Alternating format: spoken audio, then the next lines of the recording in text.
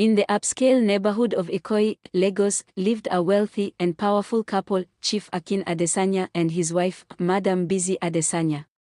They were the perfect image of affluence, with their palatial mansion, fleet of luxury cars, and a lifestyle envied by many. Chief Akin was a prominent businessman with deep political connections, while Madam Bisi was a socialite known for her extravagant parties. Yet, beneath their glamorous exterior lay a dark and horrifying secret, one that they guarded jealously. It was into this household that Eniola, a timid 19-year-old girl from a small village in Osun State, entered. Fresh out of secondary school and desperate to help her struggling family, Eniola had been recommended for the job by a distant relative who worked in Lagos. The Adesanyas welcomed her warmly, or so it seemed. Madam Bisi, with her smooth-talking Yoruba-accented English, assured Eniola that she would be treated like family as long as she worked hard and remained loyal. Chief Akin, though quiet and brooding, gave her a faint smile and instructed the driver to show her around the house. The mansion was intimidating. Marble floors that gleamed under crystal chandeliers, rooms filled with expensive artwork, and a kitchen larger than her family's entire house. But what unsettled Eniola the most was the basement, which the driver casually told her was off-limits. "That place is not for people like you," he said with a stern look, before changing the subject.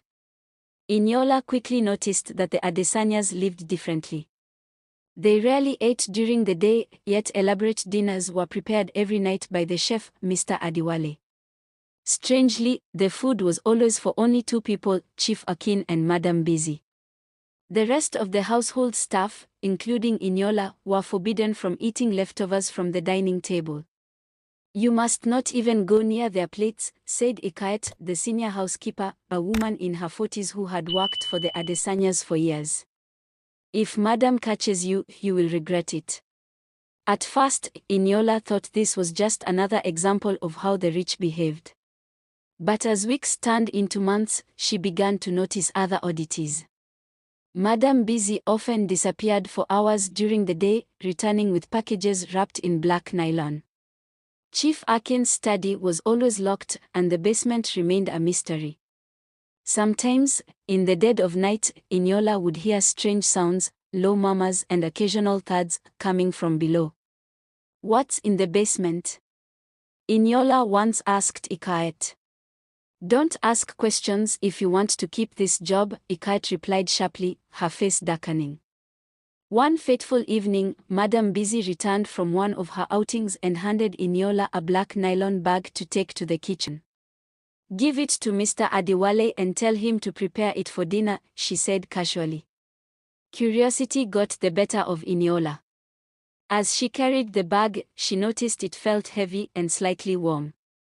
Her heart pounded as she stepped into the pantry and unwrapped the nylon, hoping to catch a quick glimpse before handing it over.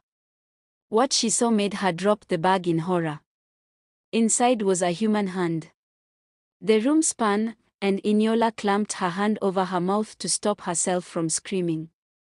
She stumbled back, her knees weak, as the realization dawned on her. The Adesanyas were eating human flesh. Terrified, Eniola ran to her quarters, her mind racing. She couldn't leave the house, the gates were locked, and the driver was always on standby to ensure no one left without permission. She decided to feign ignorance and act normal, hoping to find a way to escape. But the Adesanyas were more observant than she thought. At dinner that night, Madam Bisi fixed her with an unnerving smile. "Eniola, you've been so quiet today. Are you feeling well?" "Yes, ma," Eniola stammered, her hands trembling as she served them water. Chief Akin glanced at her, his eyes piercing. "Good. A loyal maid is a treasure." Eniola knew she had to be careful. Over the next few days, she pretended to be her usual self, carrying out her duties diligently while secretly observing the Adesanyas. She noticed how Mr. Adiwale prepared the special meat with extra care, seasoning it heavily to mask any unusual smell. She also realized that Madam Bisi's black nylon packages arrived on specific days, often after Chief Akin had visitors in his study. One night, Inyola mustered the courage to confide in Ikayet. Auntie Ike, have you ever wondered what they eat? Ikayet's face turned pale. She grabbed Inyola by the arm and whispered fiercely, "Don't talk about what you don't understand. Pray that you never know the truth." But Inyola already knew the truth, and it was only a matter of time before the Adesanyas discovered that she did. After her conversation with Ikayet, Inyola realized she was on her own. Fear kept her awake at night, and she became increasingly paranoid. Every glance from Madam Busy or Chief Akin felt like a threat, every sound in the mansion a warning. She knew she couldn't stay much longer, it was only a matter of time before they uncovered her secret.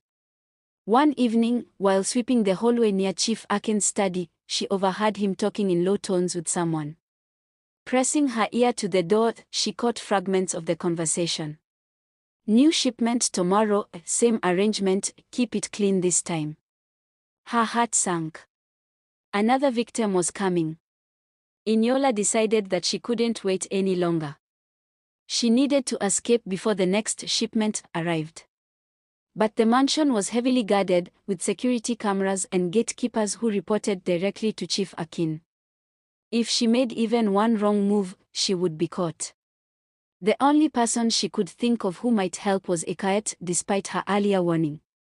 That night, Inyola slipped into Ikayet's room after the household had gone to bed. "Auntie Ike, please, I need your help," she whispered, her voice trembling. "They are going to leave someone tomorrow. I heard them talking." Ikayet sighed deeply, her face etched with fear. "I told you to stay out of this.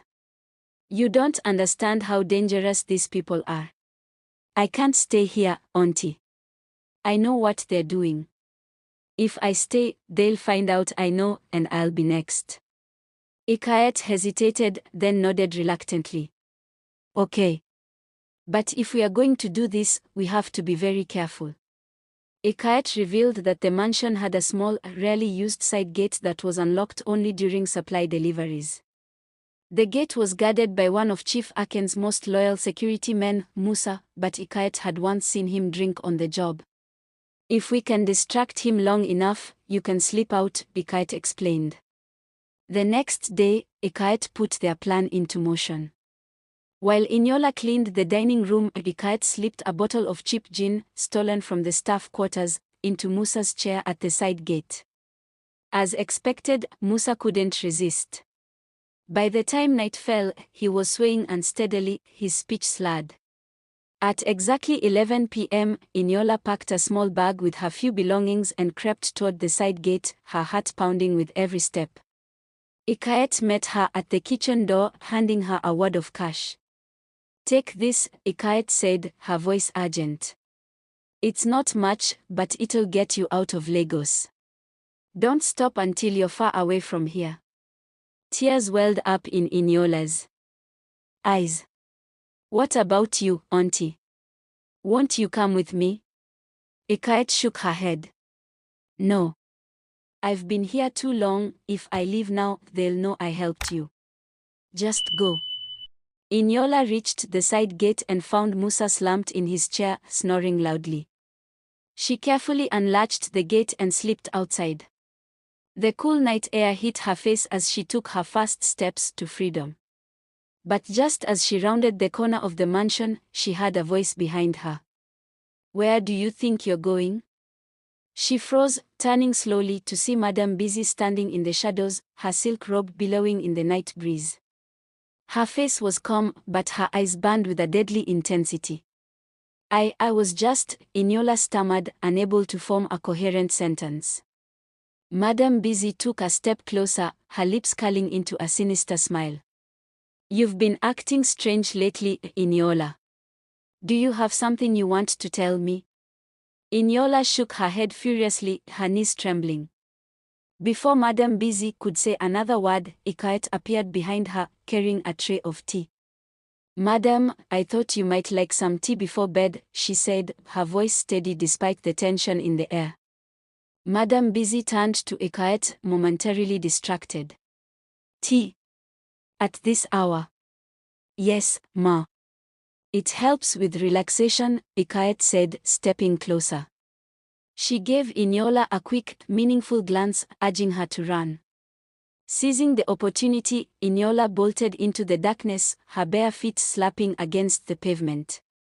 She didn't stop running until she reached the main road, where she flagged down an Okada. "Take me to Ojota," she gasped, climbing onto the bike. As the Okada sped through the empty streets of Lagos, Eniola's mind raced. She knew she couldn't go back to her village, it was too close, and the Adesanyas had too much influence. She needed to find a safe place, someone she could trust. But even as she escaped, she couldn't shake the feeling that this wasn't over. The Adesanyas were powerful and ruthless, and they didn't let go of their secrets easily. What would happen when they realized she was gone? Would Ikayet be punished for helping her? And most importantly, how many more lives would be lost to satisfy their monstrous hunger?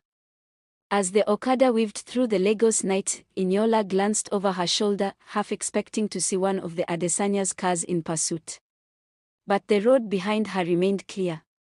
When she reached Ojota, she paid the rider with trembling hands and quickly disappeared into the chaos of the bus park. With Ikayet's money, she bought a ticket to Ibadan. It wasn't too far, but far enough to hide for now. She could figure out her next steps once she got there. She boarded the bus, curling up in her seat and praying silently. But as the bus rumbled out of Lagos, her fear only grew. What if the Adesanyas found her? What if they had Ikayet?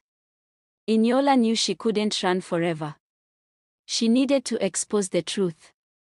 When she arrived in Ibadan, Eniola found refuge with an old church near the bus park. The kind pastor, Reverend Femi, took her in after hearing her trembling plea for help. She told him part of the story, leaving out the most horrifying details, and begged for guidance. Reverend Femi, sensing the weight of her burden, encouraged her to report the matter to the authorities. "Evil thrives when good people remain silent," he told her. Gathering her courage, Eniola went to the local police station and recounted everything she had seen and heard. At first, the officers were skeptical. After all, the Adesanyas were powerful figures, known for their philanthropy. But one officer, Inspector Tand, decided to take her story seriously. "We'll investigate," he assured her. The investigation was slow and fraught with obstacles.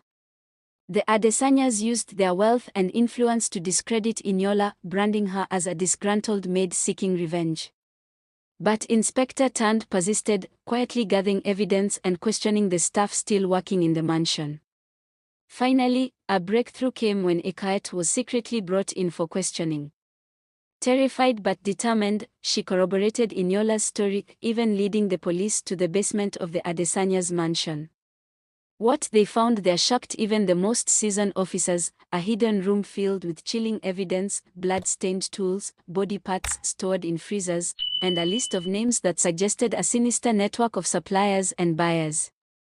The Adesanyas were arrested in a dramatic raid, their fall from grace sending shockwaves through Lagos. The media exploded with stories of their dark deeds, and their once loyal allies distanced themselves in disgrace. With the Adesanyas behind bars, Eniola finally felt a sense of safety. Reverend Femi and the church helped her start anew, enrolling her in a vocational school where she learned tailoring. Ikayet, too, found refuge in the church, and the two women became close friends, bonded by their shared trauma. Though the scars of her experience would remain, Eniola found healing in helping others. She began speaking out against the dangers of blind loyalty and the importance of standing up for justice, no matter how frightening the odds. Evil flourishes in silence and secrecy. When we choose to speak up, even at great personal risk, we disrupt the cycle of darkness and give others the courage to do the same. In the end, bravery is not the absence of fear but the decision to act despite it. Eniola's story reminds us that one small voice can expose the greatest of evils, and that even the most vulnerable among us have the power to spark change. Thank you for watching, and if you liked this story, please like and subscribe so that you don't miss out when next we upload stories like this.